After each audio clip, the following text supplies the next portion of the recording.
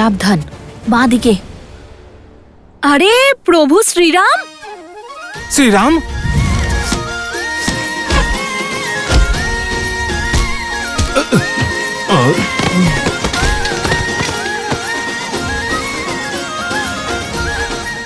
পালাও পালাও!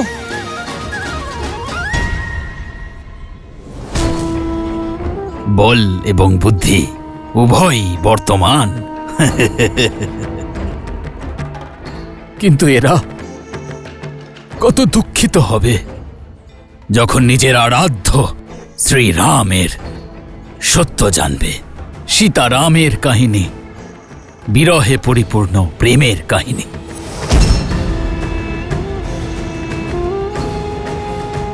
প্রেম কাহিনী। ত্রাহিমাম ত্রাহিমাম। ধন্য হলাম আমি মহারাজ জনক, যেখানে সাক্ষাৎ ভূমিকন্যা মাতা সীতার জন্ম, সেখানকার ধুলি এই মাথায় তুলে নেবার সৌভাগ্য লাভ করলাম। ধন্য আজ এই হনুমান মহারাজ।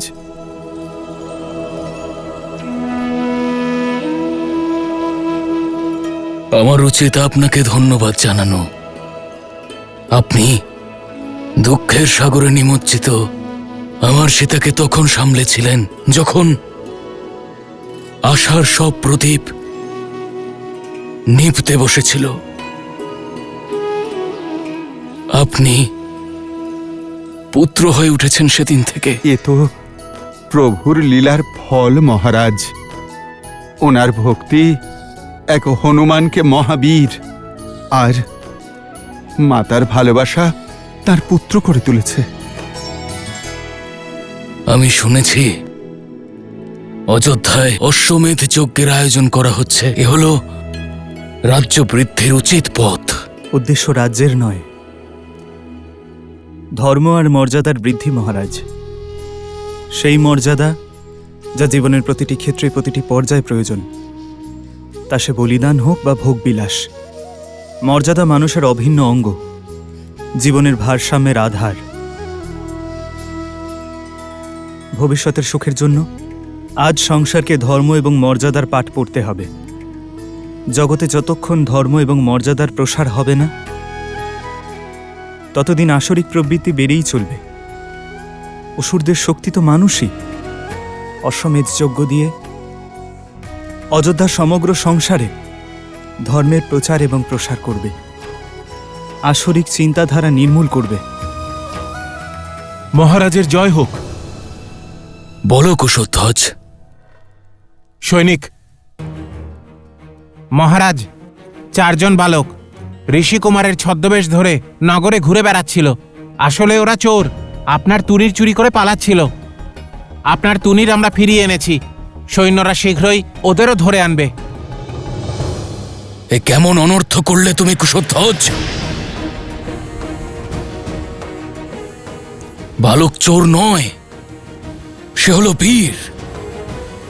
আর এই তুনির আমি স্বয়ং নিজের হাতে ওদের দিয়েছি।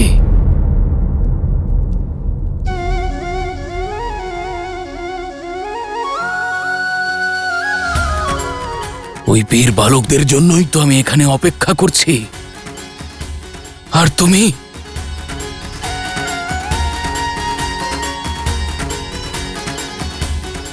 নিজের সৈনিক নিয়ে যাও আর ওই বালকদের খুঁজে সম্মানের সহিত এখানে নিয়ে এসো। যথাজ্ঞা মহারাজ।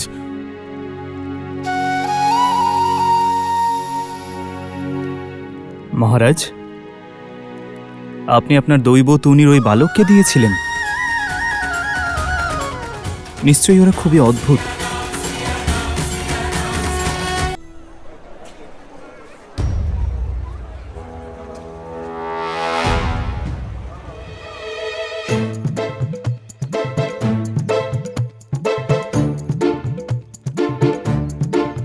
সোমকর্ণ, সোমকর্ণ! হ্যাঁ, আমাদের প্রতিযোগিতা জেতা পর্যন্ত এটা দিয়েই কাজ চালাও। তারপর শুধু মিষ্টি কেন, প্রজা তার বিজয়ীদের 56 ভোগ খাওয়াবে। কুশ, ওই দেখো সৈনিক। চুপ করো।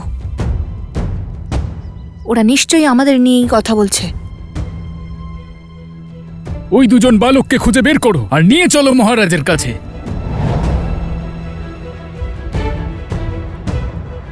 দাদা, বলেছিলাম না তুনিটা এত বেশি পরিষ্কার করো না। যদি নোংরা থাকতো তাহলে কেউ কিছু বুঝতেই পারতো না। এখন কি করব? মনে হচ্ছে সমগ্র সেনা আমাদেরকেই খুঁজছে। শ্রীরামের সঙ্গে তো দেখা হয়েই যেত এতক্ষণে। এখন না পারবো প্রতিযোগিতায় অংশগ্রহণ না করে ফিরতে, আর না মাতা সীতা আর শ্রীরামের পত্র না নিয়ে ফিরতে।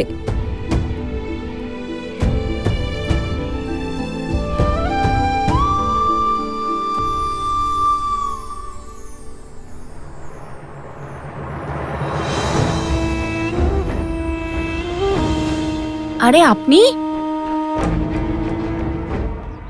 মনে আছে আমাদের বনে দেখা হয়েছিল?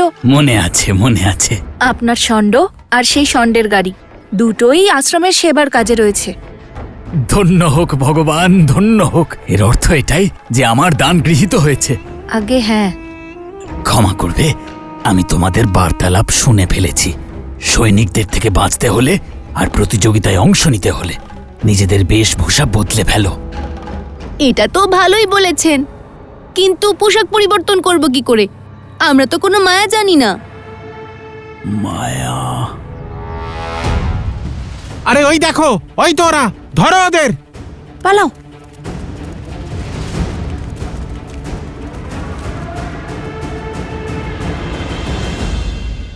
লবকুশ, বড়ই সুন্দর নাম, আর মনে হয় অদ্ভুত প্রতিভাও আছে এই বালকদের। আপনার সৈন্যরাও ধরতে পারল না? শুধু প্রতিভাবানই নয় রাম, ওদের মুখে দৈবতার দর্শন পেয়েছি আমি, আর ওদের রূপ আমায় মুগ্ধ করেছে। ওরা কোনো সাধারণ ঋষিকুমার নয়, বরং ওদের মধ্যে সাধু এবং শাসকের অদ্ভুত সঙ্গম আছে। কোনো মাতা তার সন্তানদের এমন সংস্কার দিতে পারেন না, আর সেটাও তখন যখন মাথায় পিতার ছায়া থাকে না। তখন এই কাজ আরো কঠিন হয়ে যায়। জানেন, আমি যখন ওদের পিতার পরিচয় জানতে চাইলাম, ওরা কি উত্তর দিল? ওরা বলল যে ওদের মাতাই হলো ওদের পিতা। আমি এমনই নাতি লাভের আশায় আমার জীবন আর শাসনভার বয়ে চলেছি।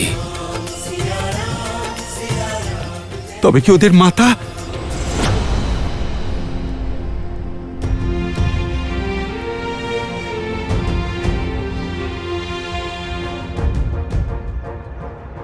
এত বড় স্পর্ধা, এত আগন্তুকদের স্বাগত জানানো, তার উপরে এই ঋষিকুমারেরা। তোমরা নগরীর কোনায় কোনায় ছড়িয়ে পড়ো। যত তাড়াতাড়ি সম্ভব ওদের ধরে মহারাজের সম্মুখে নিয়ে যেতে হবে, বুঝেছ? ওই দেখো, ওই যে ওরা, ধরো ওদের।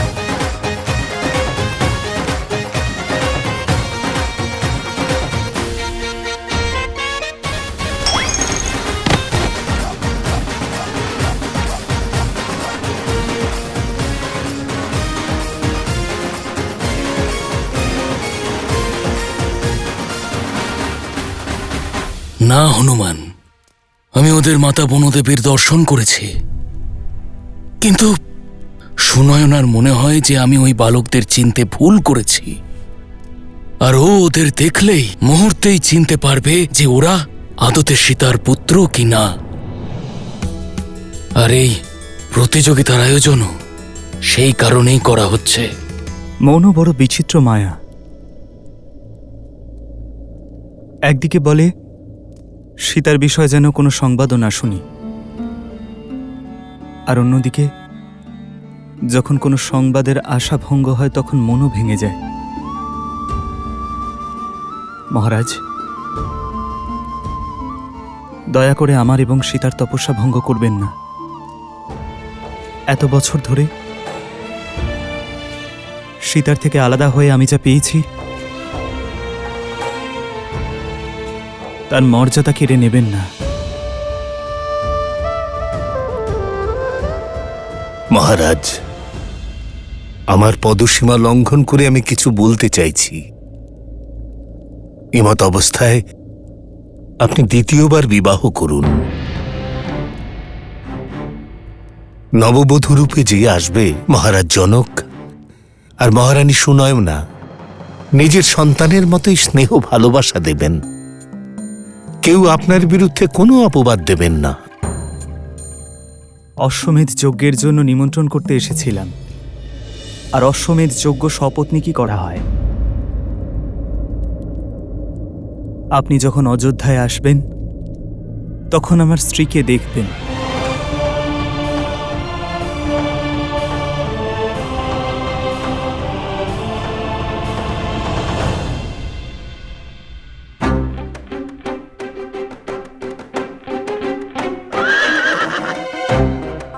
কুশ, প্রতিযোগিতায় যেতে হবে আর তুমি তুমি ঘোড়ার সঙ্গে কথা বলছো? না না, অনুমতি নিচ্ছি। কিসের অনুমতি? ওর ওপরে চেপে সোজা প্রতিযোগিতায় যাওয়ার। কে কে ওখানে?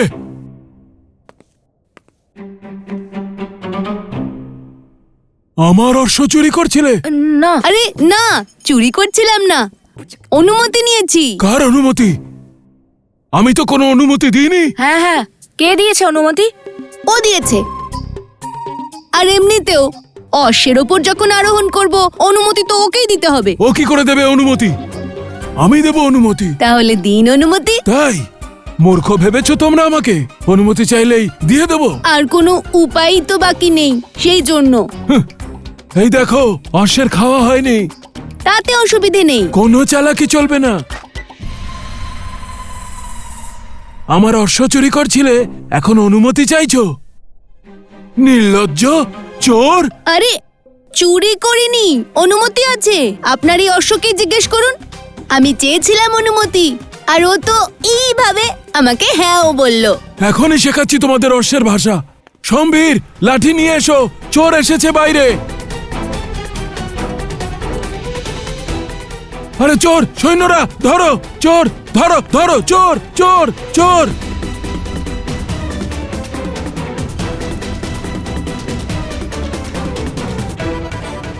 চোর পালিয়ে যাচ্ছে, চোর চোর চোর চোর! অশ্বমেধের আহুতি তো সপত্নী দিতে হয়, অর্থাৎ আপনি দ্বিতীয় বিবাহের কথা ভাবছেন। অদ্ভুত শ্রীরাম, অদ্ভুত।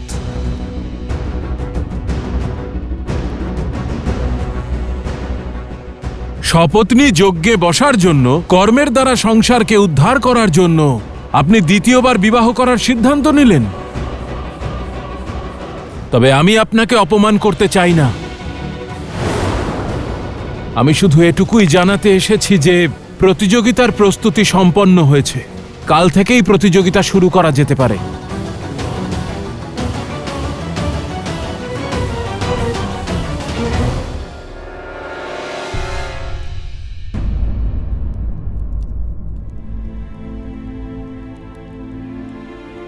ক্ষমা করবেন শ্রীরাম।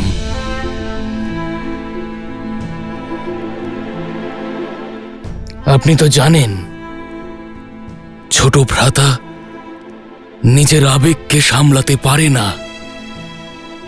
আশা করি যে আপনি এই অপমানকে মন থেকে স্বীকার করবেন না। না মহারাজ, আমি ওনার নেত্রে, ওনার শব্দে অপমান নয়, বরং সীতার কষ্টের দুঃখ দেখেছি। ওনার মনের ভাব আমি বুঝি মহারাজ। আমি তো আপ্লুত। এটা দেখে যে সীতাকে উনি কতটা ভালোবাসেন। উনি আমাকে অপমান করেননি মহারাজ, কেবল ওনার মনের অবস্থাকে ব্যক্ত করেছেন। আপনি ধন্য শ্রীরাম, ধন্য। বহু বর্ষ পরে মিথিলা এসেছেন, আতিথেয়তা করার সুযোগ দিন। আপনার কাছে একটি অনুরোধ, ধনুর্বীরদের যে প্রতিযোগিতা হতে চলেছে সেটা দেখে প্রস্থান করবেন। শ্রীরামের মতো ধনুর্বীরকে সামনে দেখে সকল প্রতিযোগীদের মনোবল বৃদ্ধি পাবে। অবশ্যই মহারাজ, ওই বীর বালকদের আমি দেখতে চাই, যাদের আপনার দৈব তুনির আপনি দিয়েছেন।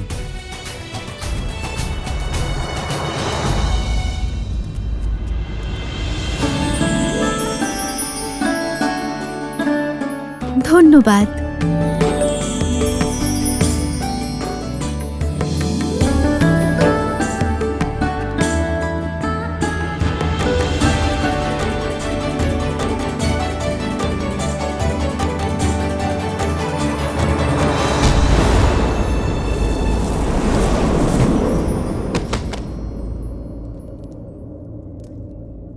কি হলো এটা?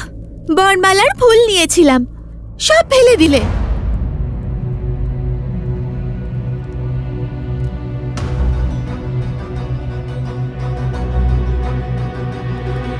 ক্ষমা করবেন দেবী। ক্ষমা নয়, শাস্তি পাবে। আপনার বিবাহ বুঝি? না, তাহলে বরমালা বানানোর ছিল। কার জন্য? আমার জন্য। আপনার বিবাহ নয়, তাহলে বরমালা কেন? চোর চোর চোর চোর চোর!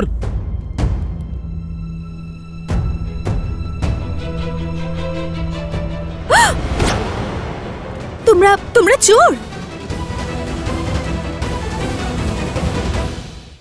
ভগবান বাল্মীকি আর তার শিক্ষার উপরে বিশ্বাস রাখুন। উনি লবকুশকে সঠিক জ্ঞান না দিয়ে অযোধ্যায় পাঠাবেন না। আর এখন সঠিক জ্ঞান প্রাপ্ত করবার পথ হল লবকুশের মিথিলায় প্রবাস। কুশের প্রপৌত্র শ্রী হিরণ্যনাভ মহর্ষি জেমিনির কাছে বেদান্তের শিক্ষা নিয়েছিলেন, আর মহর্ষি যাজ্ঞবল্ক্যকে যোগবিদ্যার শিক্ষা দিয়েছিলেন।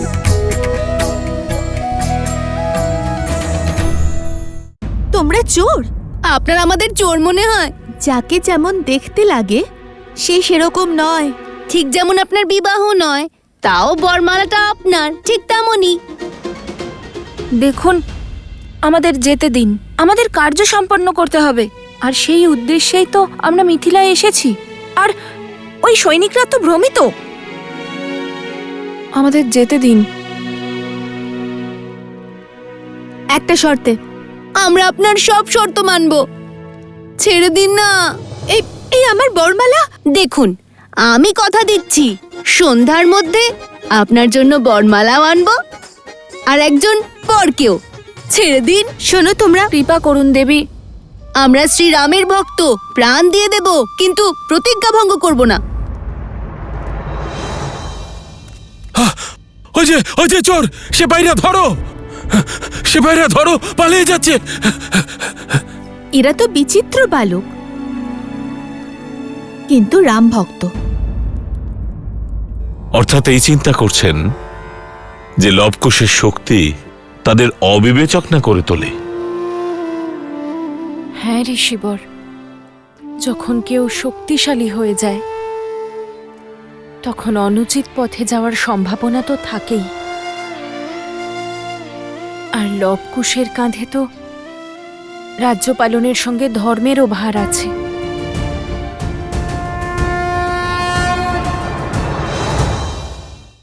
ভগবান বাল্মীকি আর তার শিক্ষার উপরে বিশ্বাস রাখুন। উনি লবকুশকে সঠিক জ্ঞান না দিয়ে অযোধ্যায় পাঠাবেন না। আর এখন সঠিক জ্ঞান প্রাপ্ত করবার পথ হল লবকুশের মিথিলা প্রবাস। নিজের পুত্রদের উপর বিশ্বাস রাখুন বনদেবী, কারণ তারা শিক্ষা স্বয়ং ভগবান বাল্মীকির থেকে পেয়েছে। আর বাকি থাকে দুষ্টুমির কথা। সেটা হলো বয়সের দোষ, যেটা বয়স বাড়ার সঙ্গে সঙ্গে কমে যাবে। গার্হস্থ্য জীবনের গাম্ভীর্য ধারণ করবার পূর্বে এটা প্রয়োজন যে মানুষ সামান্য বিনোদন আর উচ্ছৃঙ্খলতার পরিচয় পাক। বিনোদনের এই পরিচয় আর অভ্যাসে কঠিন থেকে কঠিনতর পরিস্থিতিতে মনকে সুস্থতা দেয়। আর আমার পূর্ণ বিশ্বাস যে অযোধ্যার কার্যভার সামলানোর সময়ের পূর্বে উভয় পুত্রই যোগ্য হয়ে উঠবে।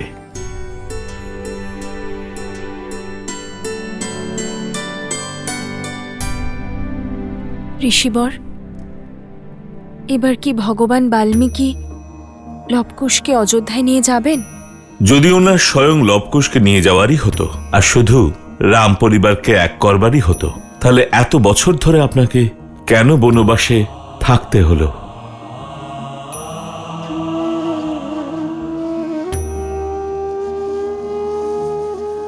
অর্থাৎ এখন প্রশ্ন শুধু শ্রীরামের সঙ্গে দেখা করা নয়, বরং সমগ্র অযোধ্যার হৃদয় পরিবর্তনের।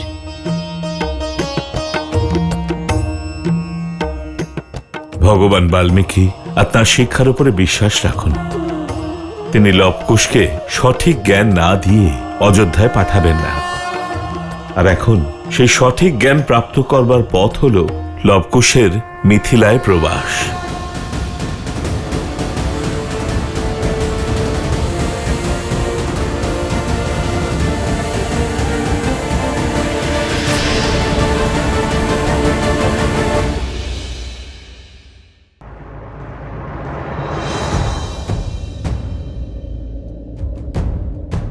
কুশ, বরমালা পর্যন্ত ঠিক ছিল, বর কোথা থেকে আনবো দেবীর জন্য?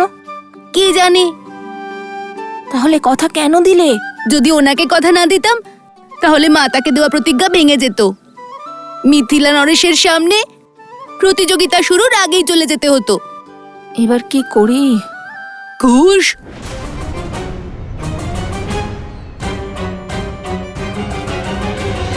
সৈনিকরা আমাদের আবার নাম জানে নাকি?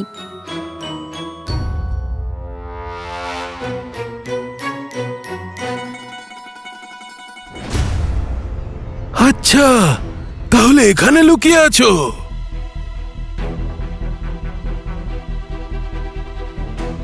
আর শুধু দুজন নয়, এ তো দেখছি পুরো চোরেদের দল। আরে কিসের দল? পালাও!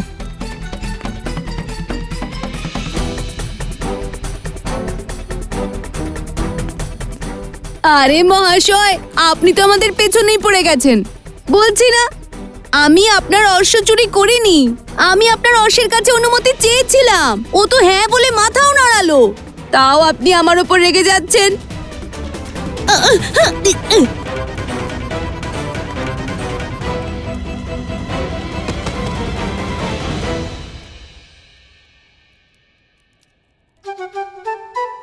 তুমি ঠিক করো নিকুশ। অন্য কারোর জিনিসকে বিনা অনুমতিতে এভাবে।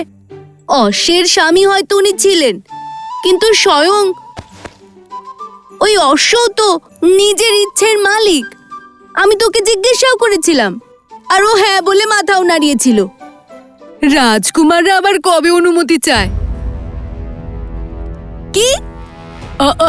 অর্থাৎ ঋষি কুমাররা? রাজকুমার হোক বা ঋষি কুমার, অনুমতি তো নিতেই হয়। এখন তো সৈনিকদের সঙ্গে ওই অশ্বের মালিকের থেকেও লুকোতে হবে। গোটা মিথিলা আমাদের খুঁজছে। যদি ধরা পড়ে যাই তাহলে না শ্রীরামের সঙ্গে দেখা হবে, আর না মাতাকে দেওয়া কথা রাখতে পারবো। হ্যাঁ, ধরা পড়ে গেলে খুব বিপদ হয়ে যাবে। ধরা পড়ে গেলে নয়, ধরা পড়ে গেছো।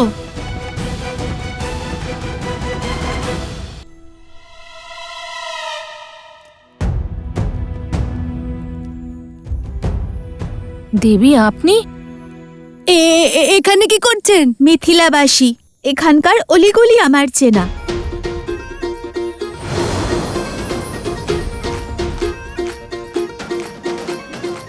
দেখুন, আমি কথা দিচ্ছি, সন্ধ্যের মধ্যে আপনি বরমালাও পেয়ে যাবেন, আর বড়।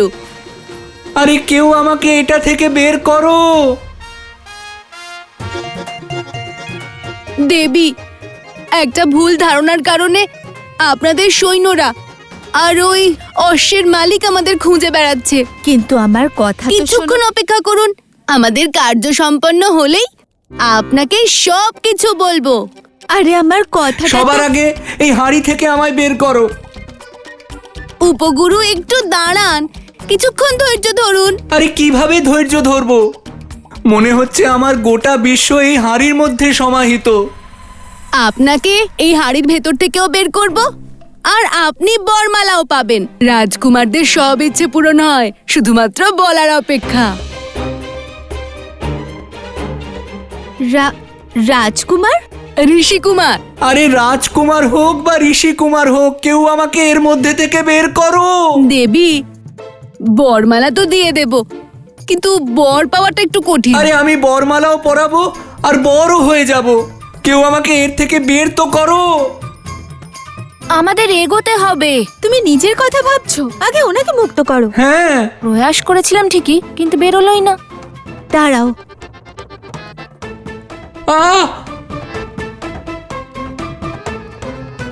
আহা, আচ্ছা বসো বসো।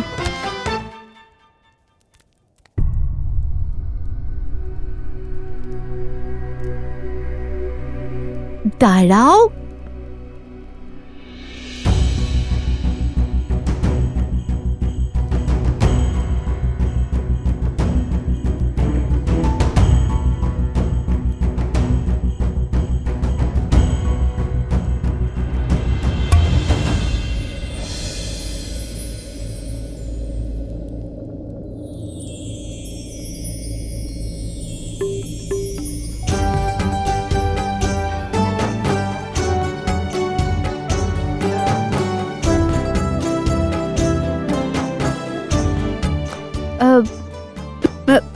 এভাবে কি দেখছো? আমাকে কি রাক্ষসী মনে হচ্ছে? আরে না না, এমন কথা না। তাহলে কি কথা শুনি? আরে লজ্জা পেয়ে গেছেন উনি। আসলে কখনো এমন সুন্দরী নারী দেখেনি তো। আর উনি তো নিজেই বললেন উনি বড় হবেন আর বরমালাও পরিয়ে দেবেন। যদি আপনি বরমালা পরিয়ে দেন তাহলেও না করবেন না, তাই না উপগুরু? তাহলে কি মত আপনার উপগুরু? পাওয়া গেছে।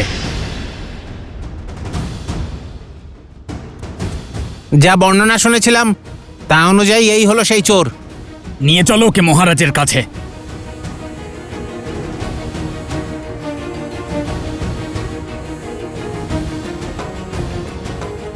এত সাহস! উনি মিথিলার পূজারী, ত্রিকালের জামাতা, প্রকৃতপক্ষে সমগ্র মিথিলার জামাতা।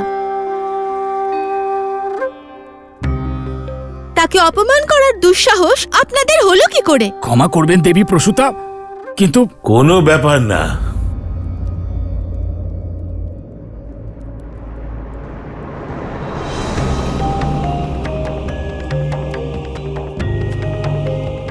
পিতা,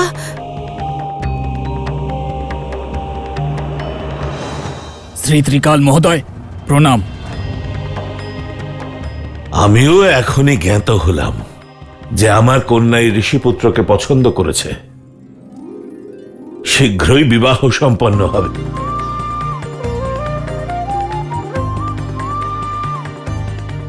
যান যান, ওই তুনির চোরেদের অন্য কোথাও খুঁজুন আপনারা। অবশ্যই। মা আমার,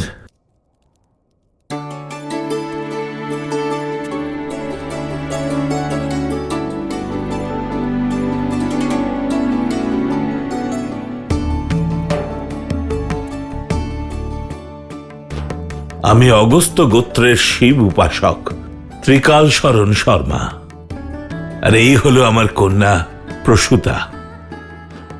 আপনি আমাদের বাসস্থানে অতিথি হয়ে পদার্পণ করুন আর নিজ পরিচয় দিন।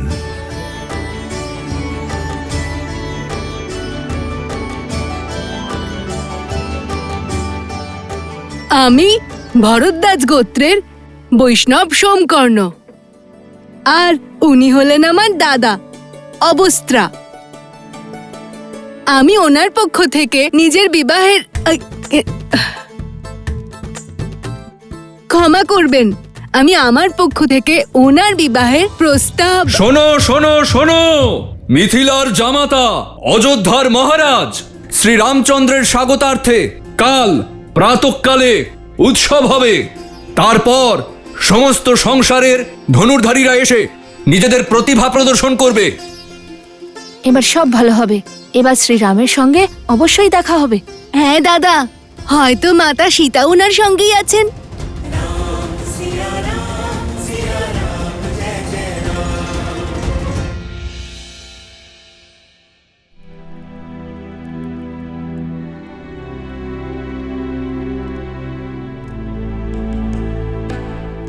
অবস্থারা দাদা কোথায় গেলেন? রাজকুমার লব আর রাজকুমার কুশও তো নেই এখানে।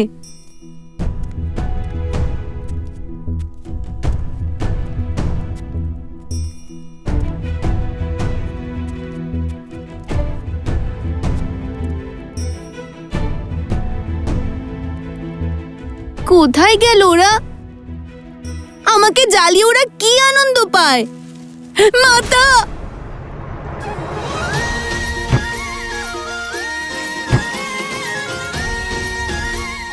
ঝুড়ির ভেতর ঢুকে থাকার ব্যাপারটা বেশ মজার। মিথিলার সবাই আমাদের টুনির চোর মনে করে, তাই তুমি আমার থেকে একটু দূরেই থেকো। ওরা জানে না যে তুমি আমাদের সঙ্গে আছো। হ্যাঁ, উপগুরু অবস্ত্রা বরমালা বানানোর জন্য ফুল আনতে গেছে দেবী প্রসূতার সাথে। তুমিও যাও আর বিবাহের প্রস্তুতি নাও।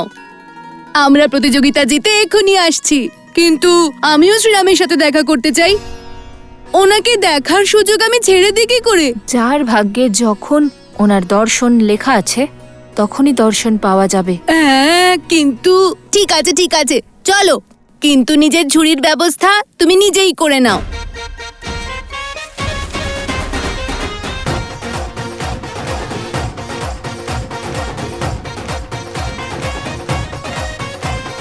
কোথায় কোথায় কোথায় পাবো ঝুড়ি? আরে, যখন আমাকে এখানে কেউ চেনেই না, তখন আমার এত লুকোনোর কি প্রয়োজন?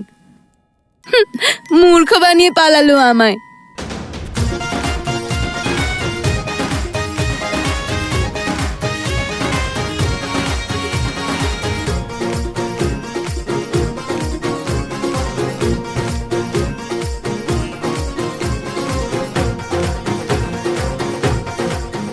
আরে চলো চলো, তাড়াতাড়ি চলো, প্রতিযোগিতা এখনই শুরু হবে। হ্যাঁ হ্যাঁ, চলো মিত্র, শীঘ্র করো, নয়তো বিলম্ব হয়ে যাবে। চলো তাড়াতাড়ি চলো।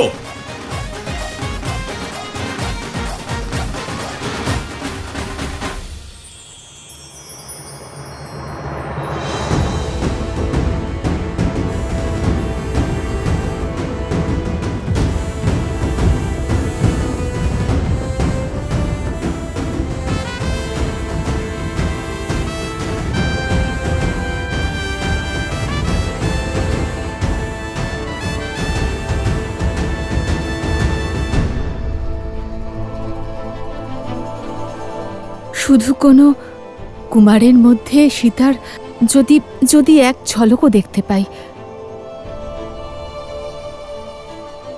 আজকের ধনুর্ধর প্রতিযোগিতায় সমস্ত জায়গা থেকে মিথিলায় আসার জন্য আপনাদের সকলকে কোটি কোটি ধন্যবাদ। শীঘ্রই মিথিলা নরেশের উপস্থিতিতে সকলের প্রতীক্ষার সমাপ্তি হবে আর প্রতিযোগিতা আরম্ভ হবে। মিথিলা নরেশ মহারাজ জনক প্রবেশ করছেন। মহারাজ জনকের জয়! মহারাজ জনকের জয়! মহারাজ জনকের জয়! মহারাজ জনকের জয়! মহারাজ জনকের জয়! মহারাজ জনকের জয়! মহারাজ জনকের জয়!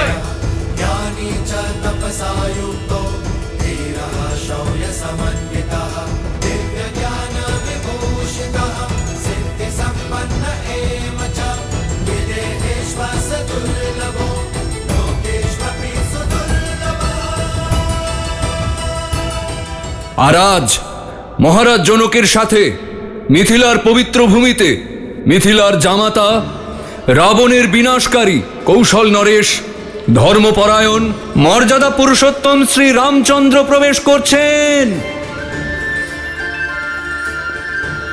মর্যাদা পুরুষোত্তম শ্রী রামচন্দ্রের জয়।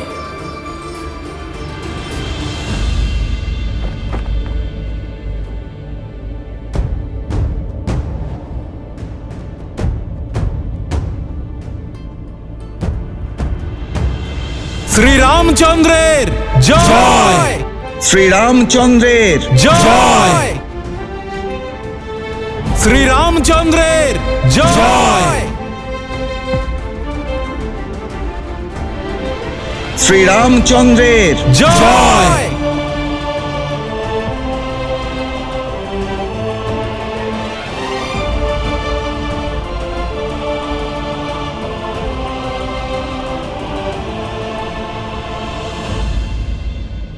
আপনি মানুন বা না মানুন, মিথিলার জনতা আপন আর পরের মধ্যে পার্থক্য বোঝে। এটাই তো দুঃখের কুশধ্বজ। মিথিলার জ্ঞানী প্রজারাও ধর্ম আর অধর্মে পার্থক্য বুঝতে পারছে না। যে শ্রীরামকে আপন করতে পারেনি সে ধর্ম থেকে বঞ্চিত হয়েছে। আমার প্রজাদের এই আচরণ আমার ভুলের জন্যই, বরং তারা তো জানেই না যে আমার মনে শ্রীরামের প্রতি কোনো বিদ্বেষ নেই। যখন তারা জানতে পারবে তখন হয়তো ওদের ক্রোধ শান্ত হবে।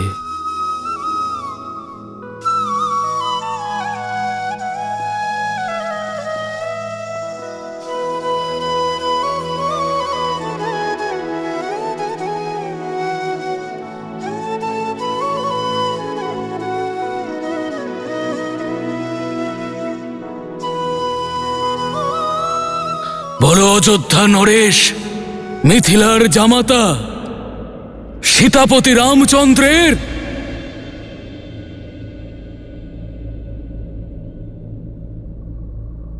সীতাপতি রামচন্দ্রের জয়, সীতাপতি রামচন্দ্রের জয়, সীতাপতি রামচন্দ্রের সীতাপতি রামচন্দ্রের সীতাপতি রামচন্দ্রের সীতাপতি রামচন্দ্রের সীতাপতি রামচন্দ্রের সীতাপতি রামচন্দ্রের সীতাপতি রামচন্দ্রের সীতাপতি রামচন্দ্রের সীতাপতি রামচন্দ্রের সীতাপতি রামচন্দ্রের সীতাপতি রামচন্দ্রের সীতাপতি রামচন্দ্রের। মনে হচ্ছে শ্রীরাম মঞ্চে এসে গেছেন। দাদা, আমি ওনাকে দেখতে চাই, তাড়াতাড়ি চলো না। চলো।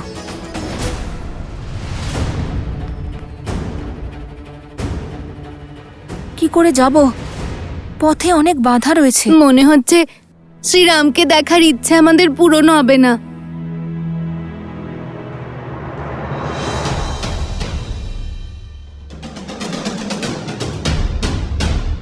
তোমার ইচ্ছা অবশ্যই পূরণ হবে কুশ। এসো আমার সঙ্গে।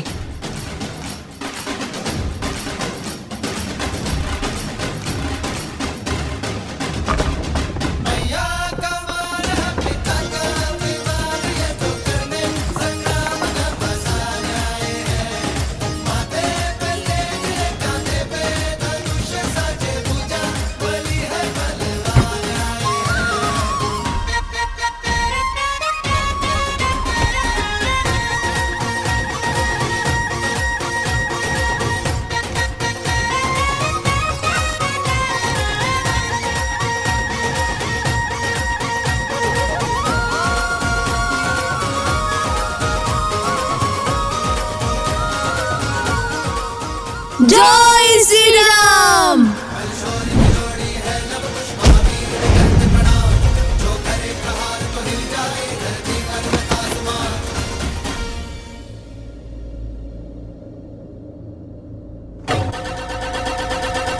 দাদা, শ্রীরাম।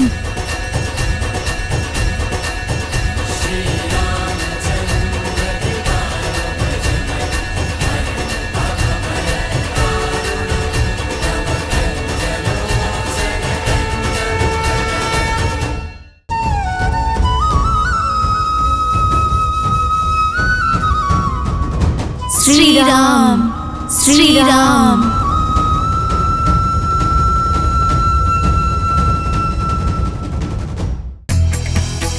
ইন্দো আর্য জাতীয় সমূহের মধ্যে সিকারওয়ার রাজপুত, লোহানা রাজপুত আর লেভা পাটিদাররা নিজেদেরকে লবের বংশধর মনে করে।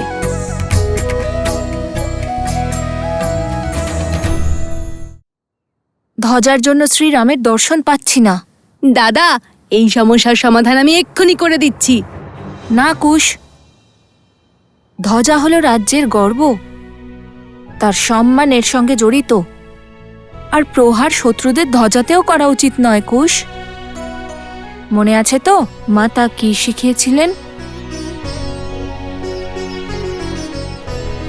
কারোর শরীরে আঘাত করার থেকে অনেক বেশি কষ্টদায়ক তার ভাবনায় আঘাত করা। শরীরের আঘাত তো সেরে যায়, কিন্তু মনের নয়। শ্রী হনুমান থাকলে কত ভালো হতো। পবনদেবকে বলে এই তীব্র বায়ু থামিয়ে দিতেন। যদি মাতা মহারাজ জনকের সঙ্গে দেখা করতে বারণ না করতেন, তাহলে হয়তো এতক্ষণে শ্রীরামের সঙ্গে সাক্ষাৎ হয়ে যেত। কিন্তু তুমি ঠিক বলেছ কুশ, পবনদেবকে বলে এই তীব্র বায়ুকে থামিয়ে দিতেন শ্রী হনুমান। হে পবনদেব, ভক্তকে ভগবানের থেকে দূরে রাখা তৃষ্ণার্তকে জলের থেকে দূরে রাখার সমান। আমরাও আপনার পুত্র শ্রী হনুমানের মতো শ্রীরামের অনন্য ভক্ত। এত বাধা অতিক্রম করে আমরা এখানে এসেছি। এবার অন্তত সাহায্য করুন। যদি আমাদের ভক্তি সত্য হয়ে থাকে, তাহলে দয়া করে নিজের বেগ একটু কমান আর আমাদেরকে শ্রীরামের দর্শনের সুযোগ দিন।